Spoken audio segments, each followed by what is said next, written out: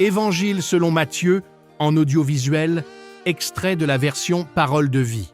Pour ne pas manquer nos prochaines vidéos, abonnez-vous sur notre chaîne Fontaine d'en haut. Évangile selon Matthieu, chapitre 7.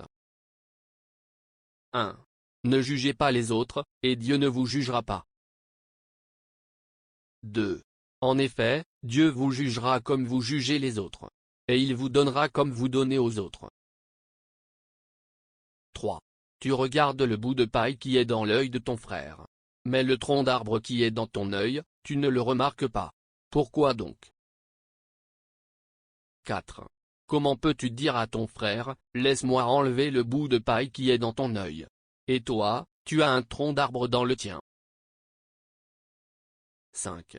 Homme faux. Enlève d'abord le tronc d'arbre qui est dans ton œil. Ensuite, tu verras assez clair pour enlever le bout de paille dans l'œil de ton frère. 6. Ne donnez pas aux chiens ce qui est à Dieu. Ils peuvent se retourner contre vous pour vous déchirer. Ne jetez pas vos perles précieuses devant les cochons. Ils peuvent les écraser en marchant dessus. 7. Demandez, et on vous donnera. Cherchez, et vous trouverez. Frappez à la porte, et on vous ouvrira. 8. Oui, celui qui demande reçoit. Celui qui cherche trouve. Et si quelqu'un frappe à la porte, on lui ouvre. 9. Quand votre enfant vous demande du pain, qui parmi vous lui donne une pierre? 10. Quand il vous demande du poisson, qui lui donne un serpent?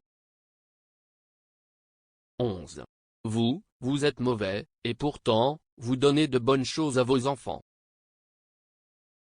Alors, ceci est encore plus sûr, votre Père qui est dans les cieux donnera de bonnes choses à ceux qui les lui demandent. 12. Faites pour les autres tout ce que vous voulez qu'ils fassent pour vous. Voilà ce que la loi de Moïse et les livres des prophètes commandent. 13. Entrez par la porte étroite. En effet, la porte qui ouvre sur la mort est large, et le chemin pour y aller est facile. Beaucoup de gens passent par là. 14. Mais la porte qui ouvre sur la vie est étroite, et le chemin pour y aller est difficile. Ceux qui le trouvent ne sont pas nombreux. 15. Faites attention aux faux prophètes. Ils viennent à vous, habillés avec des peaux de mouton. Mais au-dedans, ce sont des loups féroces. 16. Vous les reconnaîtrez en voyant ce qu'ils font. On ne cueille pas du raisin sur des cactus. On ne cueille pas des figues sur des plantes piquantes. 17. Oui, un bon arbre produit de bons fruits, un arbre malade produit de mauvais fruits. 18. Un bon arbre ne peut pas produire de mauvais fruits, et un arbre malade ne peut pas produire de bons fruits. 19. Quand un arbre ne produit pas de bons fruits, on le coupe et on le jette dans le feu. 20. Donc, vous reconnaîtrez les faux prophètes en voyant ce qu'ils font. 21. Pour entrer dans le royaume des cieux, il ne suffit pas de me dire, Seigneur, Seigneur. Il faut aussi faire la volonté de mon Père qui est dans les cieux. 22.